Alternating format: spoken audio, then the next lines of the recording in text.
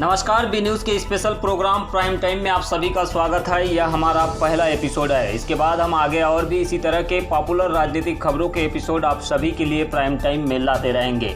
तो चलिए बात कर लेते हैं आज के प्राइम टाइम में 3 बड़ी राजनीतिक खबरों की। तो पहली खबर यह है कि छिंदवाड़ा के कलेक्ट्रेट और तहसील कार्यालय के समीप आज मध्य प्रदेश के पूर्व मुख्यमंत्री कमलनाथ और उनके सांसद बेटे नकुलनाथ के लापता होने के पोस्टर दिखाई दिए, जिसे लेकर सियासत तेज हो गई है। यह पोस्टर किसने लगाया है, फिलहाल इसका पता नहीं चल सका है, लेकिन जैसे ही यह जानकारी मिली, कांग्रेसी कार्यकर्ताओं ने पोस्टर निकाल दिए और अज्ञात लोगों के विरुद्ध एफआईआर दर्ज कराई है। आपको बता दें कि इन पोस्टरों में पूर्व मुख्यमंत्री कमलनाथ और सांसद नकुलनाथ को वापस लाने वाले को 21,000 का इनाम देने की बात लिखी गई है। हालांकि अभी तक इस मामले में कोई प्रकरण दर्ज नहीं होने की खबर है। अब रुक कर लेते हैं अगली खबर का। मध्य प्रदेश में एक बार फिर राजनीतिक घमासान शुरू हो चुका है। अभी तक उपचुनाव की तारीखें घोषित नहीं हुई, लेकिन सियासत शुरू हो गई है। विधानसभा चुनाव के पहले कांग्रेस छोड़कर भाजपा में शामिल हुए सांसद प्रेमचंद गुड्डू अपनी ही पार्टी के खिलाफ बयान दे रहे हैं। हाल ही में कांग्रेस छोड़कर भाजपा में शामिल हुए ज्योतिरादित्य सिंधिया और कमलनाथ सरकार में मंत्री रहे तुलसी सिलावट के खिलाफ गुड्डू ने बगावत शुरू कर दी है। उन्होंने एक बयान में कहा है कि तुलसी सिलावट और सिंधिया को हराना है। इसके साथ ही गुड्डू ने इंदौर जिले की सबसे प्रतिष्ठापूर्ण माने जाने वाली सांवेर विधानसभा सीट से सिलावट को चुनौती देने का ऐलान कर दिया है। इस मामले में भाजपा ने भी बिना देर किए गुड्डू के बयान पर कार्रवाई शुरू कर दी है। पार्टी ने नोटिस जारी कर जवाब भी मांगा है। यही कहूँगा कि इनको सबक सिखाने के लिए सांवेर की जनता, जो कि हमारा कार्य क्षेत्र है, पहले एमएलए रहा हूँ मैं, वहाँ से जनता सबक सिखाएगी और निश्चित तौर से तुलसी सिलावट को यहाँ पे चुनाव हराएंगे और तुलसी सिलावट की हार यानी ज्योतिराव सिंधिया की हार मानी जाएगी। तो ये सबक देंगे हम लोग। अभी आपकी दावेदारी तय हो गई है या किस तरह का आगे? मैं किसी की भी कोई दावेदारी नहीं कर रहा हूँ। ये सामंतवादों को, ताकतों को किस तरीके से रोकना, सामंतियों को किस तरीके से रोकना, मैं इस तैयारी में लगा हूँ कि मैं तो पार्षद, विधायक, सांसद सब रह लिया हूँ। तो मेरे को ऐसा कोई माया मोह नहीं है कि जिसमें विधायक, सांसद या रहूँ मैं। तो ये सब चीज़ें मैंने देख ली, लेकिन हम लोगों ने प्रण किया है कि ये सामंती ताकतों को रोकना है।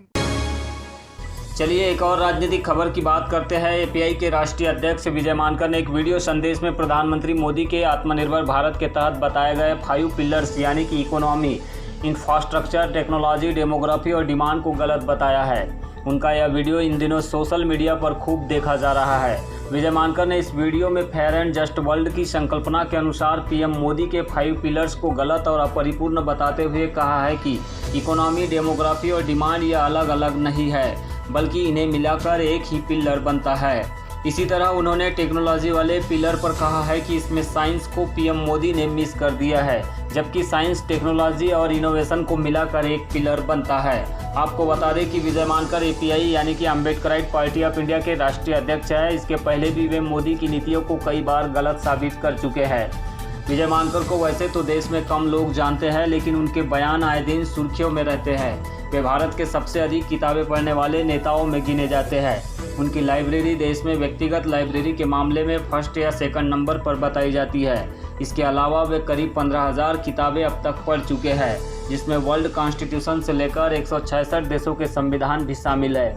वे इकोनॉमिक्स के बहुत बड़े जानकार भी माने जाते हैं, हालांकि अभी तक उन्हें किसी बड़े चैनल पर नहीं देखा गया है। वे साइंस, टेक्नोलॉजी, लॉ, पॉलिसी और इंटरनेशनल कानूनों के अलावा ह्यूमन राइट्स के चैंपियन भी माने जाते हैं। उनके कई वीडियो इन दिनों सोशल मीडिया पर मौजूद है, जिसमें पॉलिटिक्स और पॉलिसीज पर उनकी अच्छी खासी पकड़ मानी जाती है। आत्मनिर्भर भारत की ये भव्य इमारत 5 पिलर्स पर खड़ी होगी। पहला पिलर इकोनॉमी,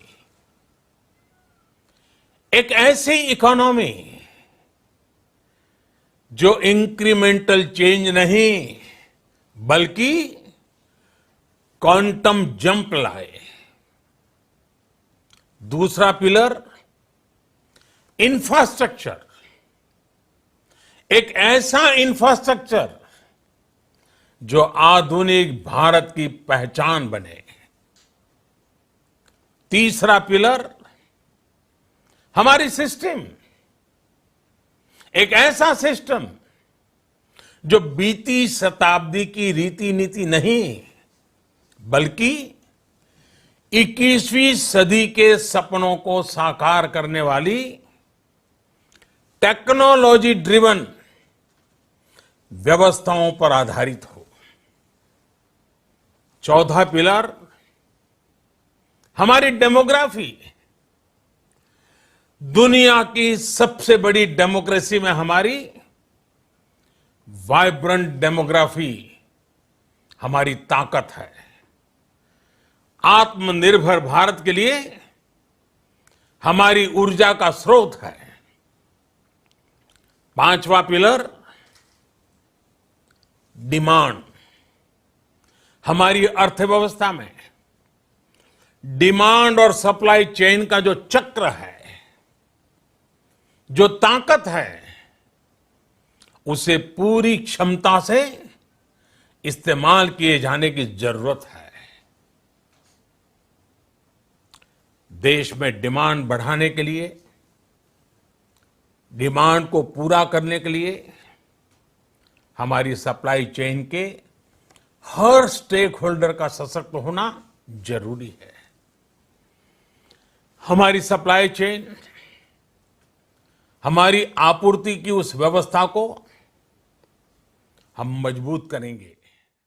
मैं ये कहूंगा कि आत्मनिर्भर भारत ये न्याययुक्त दुनिया के साथ जुड़ी हुई संकल्पना है और आत्मनिर्भर भारत, सेल्फ रिलायंट इंडिया और ये जो यानी इंटरनेशनल ऑर्डर ऑफ जस्टिस यानी फेयर एंड जस्ट वर्ल्ड जो है, इसके साथ जो है ये जुड़ी जो संकल्पना है, इसमें जो 5 पिलर जो मोदी जी ने कहे, वो पिलर मेरे लिहाज से वो सही नहीं है, कंप्लीट नहीं है।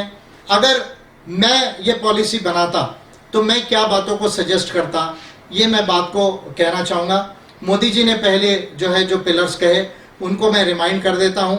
मोदी जी ने कहा इकोनॉमी, उसके बाद में टेक्नोलॉजी, उसके बाद में मोदी जी ने कहा कि डेमोग्राफी एंड डिमांड, ये 4 पिलर्स को जो है उन्होंने जो है वो बेसिकली जो है वो फोकस किया।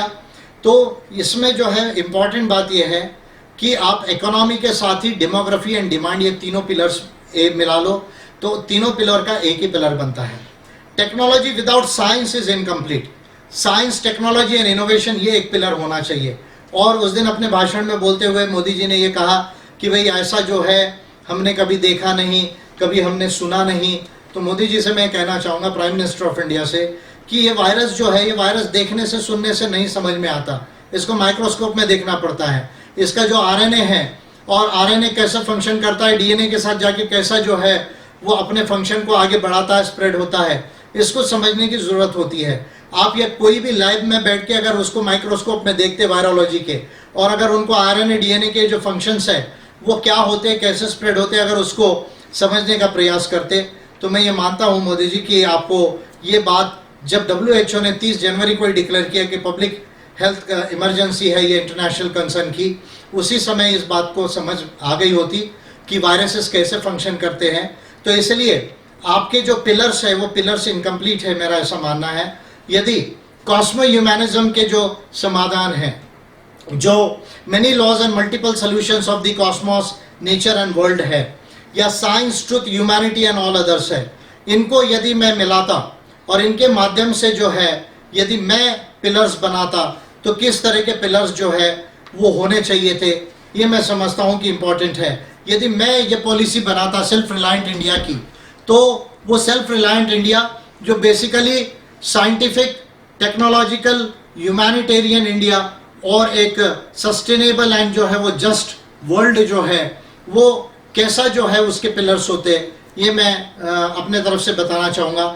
यदि मैं इस बात को बनाता तो मेरा पहला पिलर होता साइंस, टेक्नोलॉजी एंड इनोवेशन, क्योंकि बगैर साइंस एंड टेक्नोलॉजी के और उसमें भी इनोवेशन के जो है हम लोग आज दुनिया की किसी भी समस्या को जो है वो टैकल नहीं कर सकते।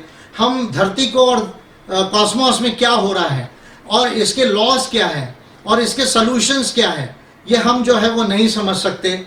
इसको यदि समझना है तो साइंटिफिक लॉज को समझने की ज़रूरत है, साइंस को समझने की ज़रूरत है, और साइंस के जो वेरियस डिसिप्लिन्स है उसको जो है वो समझने की ज़रूरत है, चाहे वो लाइफ साइंसेस हो या चाहे वो फिजिकल साइंसेस हो, चाहे फिर वो क्वांटम फिजिक्स हो, चाहे वो केमिस्ट्री हो, चाहे जेनेटिक इंजीनियरिंग हो, चाहे फिर कंप्यूटिंग में आर्टिफिशियल इंटेलिजेंस हो, सुपर कंप्यूटिंग हो, क्लाउड कंप्यूटिंग हो। तो इस तरह के जो साइंस एंड टेक्नोलॉजी है, साइंस, टेक्नोलॉजी एंड इनोवेशन ये पहला पिलर होता था। दूसरा, मोदी जी के 5 पिलर्स में जो सबसे इंपॉर्टेंट बात होती है, उन्होंने डेमोग्राफी की बात की।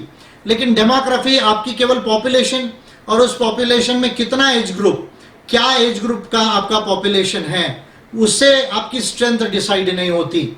आपकी स्ट्रेंथ डिसाइड होती है ह्यूमन डेवलपमेंट से और ह्यूमन कैपिटल से। यानी आपका जो पॉपुलेशन है उसका एजुकेशन क्या है, उसका हेल्थ क्या है, उसका हाउसिंग क्या है, उसका सोशल सिक्योरिटी क्या है, ये जो ह्यूमन डेवलपमेंट के जो पैरामीटर्स है उससे, और ह्यूमन कैपिटल यानी हायर एजुकेशन में, और हायर एजुकेशन में जो स्किल्स है, टैलेंट एंड स्किल्स है, उसका डेवलपमेंट आपके देश में कैसा हुआ है, मैं समझता हूं उससे आप डिसाइड होता है कि आपकी इकोनॉमी सही में कॉम्पिटिटिव हो पाएगी, क्या आप सही में वर्ल्ड लेवल के ऊपर में इकोनॉमी में कॉम्पीट कर पाओगे। तो मैं समझता हूं कि मेरा सेकंड पिलर होता human development and human capital. तीसरा जो पिलर है वो इकोनॉमी होता, ह्यूमैनिस्टिक एंड प्रैग्मेटिक इकोनॉमी। एक मानवतावादी और वास्तववादी जो है वो अर्थशास्त्र होता, जो domestic demand and international demand, यानी demand driven as well as export driven, दोनों का कॉम्बिनेशन होता, और लेबर एंड कैपिटल इंटेंसिव जो है ये इकोनॉमी होती। यानी ऐसी इकोनॉमी होती जहां जॉब क्रिएशन भी होता और जहां पैसा, वेल्थ क्रिएशन भी होता। ये चार के कॉम्बिनेशन से demand driven and export driven, यानी इंटरनल डिमांड भारत के और दुनिया के अंदर में कॉम्पिटिटिव हम इकोनॉमी करके जो है एक्सपोर्ट कर सके, ये, और साथ में वो इकोनॉमी जिसमें जॉब्स क्रिएट हो और पैसा भी क्रिएट हो, ये कॉम्बिनेशन का मेरा इकोनॉमी होता है, जिसको मैं प्रैग्मेटिक एंड ह्यूमैनिस्टिक इकोनॉमी कहता हूं। इसके साथ मोदी जी एक बड़ा इंपॉर्टेंट पिलर भूल गए, जो human rights, democracy and rule of law and international order of justice. Human rights, democracy, rule of law, ये 3 चीजों के बगैर कोई भी समाज और देश की संकल्पना आज नहीं की जा सकती, कल्पना नहीं की जा सकती। ह्यूमन राइट्स, डेमोक्रेसी और रूल ऑफ लॉ यानी कॉन्स्टिट्यूशन और बाकी जो लॉज है, या जो हमारे 3 ऑर्गन्स है, पार्लियामेंट है, गवर्नमेंट है एंड जुडिशरी है, इसके अंदर जितने अमेंडमेंट्स की या सुधारों की जरूरत होती वो जो है मैं किया होता, हमारी सरकार ने किया होता। Human rights, democracy, rule of law, और साथ ही जो इंटरनेशनल ऑर्डर ऑफ जस्टिस है, जो यूनाइटेड नेशन से इंटरनेशनल लॉ इमिनेट होता है, वो इंटरनेशनल लॉ, उसके अंदर में जो गैप्स है उनको ठीक करने के लिए हम वर्ल्ड लेवल पर प्रयास किए होते। और साथ ही साथ जो इकोनॉमिक लॉज है, जो वर्ल्ड बैंक, IMF से जो है वो गवर्न होते हैं, उनको भी ठीक करने के लिए जो है हमने प्रयास किए होते। ये चौथा पिलर जो है वो मेरा होता। और साथ में जो है एक ग्लोबल इकोनॉमी, ग्रोथ के लिए ग्लोबल इकोनॉमी का भी मॉडल जो है वो जॉब के साथ में जुड़ा होना चाहिए, सस्टेनेबिलिटी के साथ जो है जुड़ा होना चाहिए। उस इकोनॉमी के लिए जो है इंटरनेशनल लेवल पर हमारा प्रयास होता। और साथ में ग्लोबल कोऑपरेशन एंड सॉलिडारिटी जो है, ह्यूमन सॉलिडारिटी के लिए हम प्रयास करते। इस तरह अम्बेडकराइट पार्टी ऑफ इंडिया यदि ये पॉलिसी इस समय में, कोविड के समय में यदि डिक्लेयर करती, तो मैं समझता हूं कि हमारे 5 पिलर होते। मैं फिर रिपीट कर रहा हूं, science, technology and innovation, human development and human capital, pragmatic and humanistic economy, उसके बाद में human rights, democracy, rule of law and international order of justice, फिर ग्लोबल इकोनॉमी जिसमें जॉब्स और सस्टेनेबिलिटी हो, ग्रोथ, जॉब्स एंड सस्टेनेबिलिटी हो, जिसमें inequality ना हो, डेप्ट जो है वो रिड्यूस हो, और साथ में global cooperation and human solidarity, जो ग्लोबल सॉलिडारिटी की बात है। ये 5 पिलर्स जो है वो अम्बेडकराइट पार्टी ऑफ इंडिया अपने तरफ से जो है वो कॉस्मो ह्यूमैनिज्म के साइंस और सॉल्यूशंस के माध्यम से हम आप सजेस्ट कर रहे हैं, और भारत सरकार से ये कह रहे हैं कि आपने कुछ काम अच्छा किया, उसके लिए हम आपको धन्यवाद देते हैं। लेकिन बहुत सारा ऐसा काम है जो आप सही नहीं कर रहे हैं, पर्टिकुलरली इस 20 लाख करोड़ के पैकेज में जो आपने कैश ट्रांसफर्स नहीं किया। मैं समझता हूं कि ये एक बहुत बड़ी जो है वो गलत बात है। आपके 5 पिलर्स में साइंस मिसिंग है, ये फिर आपको अंधत्व के तरफ लेकर जाएगा। आप क्या जो ह्यूमन डेवलपमेंट है और ह्यूमन कैपिटल, ये आपके पिलर्स में नहीं है, ये आपकी नीति जो है, नीति की समझ जो है, इसको प्रदर्शित कर रही है कि आपकी नीति की सोच जो है वो भारत में सही नहीं है।